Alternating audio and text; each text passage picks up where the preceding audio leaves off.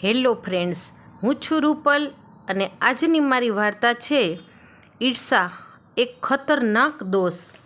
એક રાજાને અનેક રાણીઓ હતી, તેમાં મુખ્ય હતી કુંતલા દેવી। પરમાત્માની પૂજા વિધિની તે ખૂબ જાણકાર હતી। હંમેશા તે પ્રભુ પૂજા કરતી। તેણીએ પોતાની અનેક શોકીઓને આ પ્રભુ ભક્તિની વિધિ પણ પોતે શીખવી હતી। શોકીઓએ પણ અત્યંત ઉલ્લાસિત ભાવે પ્રભુ ભક્તિ શરૂ કરી દીધી। પછી તો એવી સ્થિતિ આવીને ઊભી રહી કે કુંતલા દેવીની પૂજા વિધિને ક્યાંય ટક્કર મારે તેવી ભક્તિ તો શોક્ય રાણીઓ કરવા લાગી। આ બધું કુંતલાથી સહન થઈ શક્યું નહીં। હવે તો ભક્તિ ભૂલીને ચડસા ચડસીને નાદે ચડી। શોકીઓ જે પ્રકારથી પ્રભુ ભક્તિ કરે તેનાથી ચડિયાતા પ્રકારે પુષ્કળ ધન વ્યય કરીને આ કુંતલા દેવી પ્રભુ ભક્તિ કરવા લાગ્યા। હવે આ પ્રભુ ભક્તિ ઈર્ષામાં ફેરવાઈ ગઈ હતી। ઈર્ષાથી ખદબદતી કુંતલા એક દી મૃત્યુ પામી, મરીને તે કૂતરી થઈ। એ જ નગર, એ જ રાણીવાસ, એ જ શકુંતલા, ત્યાં જ કૂતરી। જ્યારે તે એ પૂર્વજન્મની શોક્ય સામે જોર જોરથી ભસ્યા જ કરતી।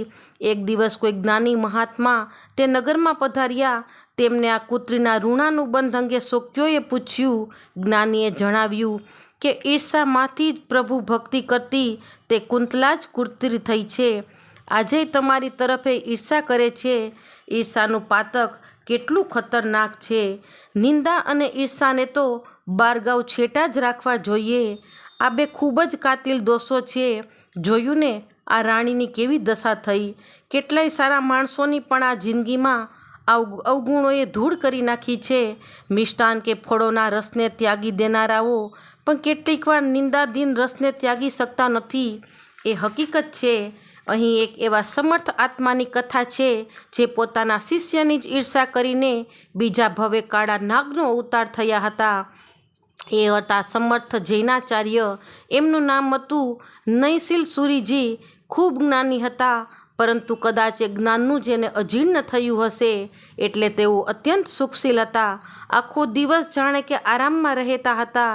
એમને એક ખૂબ જ વિદ્વાન શિષ્ય હતા। શિષ્યમાં વિદ્રતા સાથે વિરલ જ બેસી શકે એવી નમ્રતા પણ હતી। આથી અનેક સાધુઓ આ શિષ્યની પાસે સ્વાધ્યાય કરતા, પાઠ લેતા। ગુરુદેવની સુખશીલ જીવન પદ્ધતિના કારણે વ્યાખ્યાન પણ આ શિષ્ય જ કરતા। એથી લોકો પણ આ શિષ્ય પાસે વધુ બેસતા અને તેને પ્રશ્નો પણ પૂછતા। ગુરુદેવ નયનનીલ સુરીજી આથી ખૂબ આનંદ પામવા જોઈતા હતા, પણ કમનસીબે તે ઈર્ષા કરવા લાગ્યા। પોતાના શિષ્યનો આ ઉત્કર્ષ તેમનાથી કેમેય ખમાતો ના હતો, પણ તેમ છતાં કદી પોતાના શિષ્ય ઉપર ઉશ્કેરાટ કરી શકતા નહીં કે સાધુઓનો સ્વાધ્યાય વગેરે બંધ કરાવી શકતા નહીં, કેમ કે જો તેમ કરવા જાય તો બધા સમજી જાય કે ગુરુદેવને પોતાના શિષ્યની ઈર્ષા આવે છે। મનમાં સતત બળતો જલતો ગુરુનો આત્મા એક દિવસ દેહ છોડીને ચાલ્યો ગયો। તે આત્મા કાળો નાગ થયો। હવે સાધુ વૃંદનું નેતૃત્વ તે વિદ્વાન શિષ્ય પાસે આવ્યું। ગ્રામાનુગ્રામ વિહાર કરતા કરતા એક વખત આખું વૃંદ તે જ ઉદ્યાનમાં આવીને રોકાયું જ્યાં પેલો કાળો નાગ વસતો હતો। સ્વાધ્યાયથી નિવૃત્ત થયા બાદ તે વિદ્વાન શિષ્ય ધ્યાનાદિ માટે ઉદ્યાનમાં વૃક્ષ નીચે બેસી જવાને નીકળ્યા કે તરત કંઈક અમંગળ થયું। પુનઃ ઉપાશ્રયમાં પાછા ફરીને પુનઃ જવા નીકળ્યા, પણ ફરી અમંગળ થયું। આમ જ્યારે ત્રીજી વખત પણ બન્યું ત્યારે અન્ય સાધુઓએ તેમને એકાકી જતા રોક્યા અને કેટલાક મુનિઓના જૂથમાં તેઓ ગયા। થોડેક છેટે જતાં જ પેલો કાળો નાગ એકદમ ઘસમસતો આવ્યો। અત્યંત સાવધ મુનિઓએ તેને એકદમ પકડી લીધો અને દૂર મૂકી આવ્યા, પણ તે વખતે પોતાના વડીલ મુનિ તરફ તે ડોળા કાઢતો હતો। ઉગ્ર ક્રોધથી તેમની તરફ ઘસમસતો પ્રયત્ન કરી રહ્યો હતો। પૂર્વ ભવની ઈર્ષાએ આ ભવમાં પણ આતશ જગાડ્યો હતો। આથી સાધુઓ આશ્ચર્ય પામ્યા।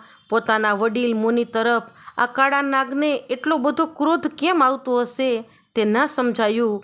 અવસર થતાં તે મુનિવૃંદે તે ઉદ્યાન છોડીને વિહાર આગળ લંબાવ્યો। રસ્તામાં કોઈ વિશિષ્ટ જ્ઞાની મહાત્માના દર્શન થયા। વંદનાદિ વિધિ પતાવ્યા બાદ મુનિઓએ તે જ્ઞાની મહાત્માને પ્રશ્ન કર્યો કે અમને એ વાત નથી સમજાતી કે અમારા વડીલ મુનિ પ્રતિ પેલા ઉદ્યાનનો કાળો નાગ ઉગ્ર રોષ કેમ ધરાવતું હશે? આપ અમારી ઉપર કૃપા કરી આપના જ્ઞાન બળે અમારો સંચય દૂર કરો.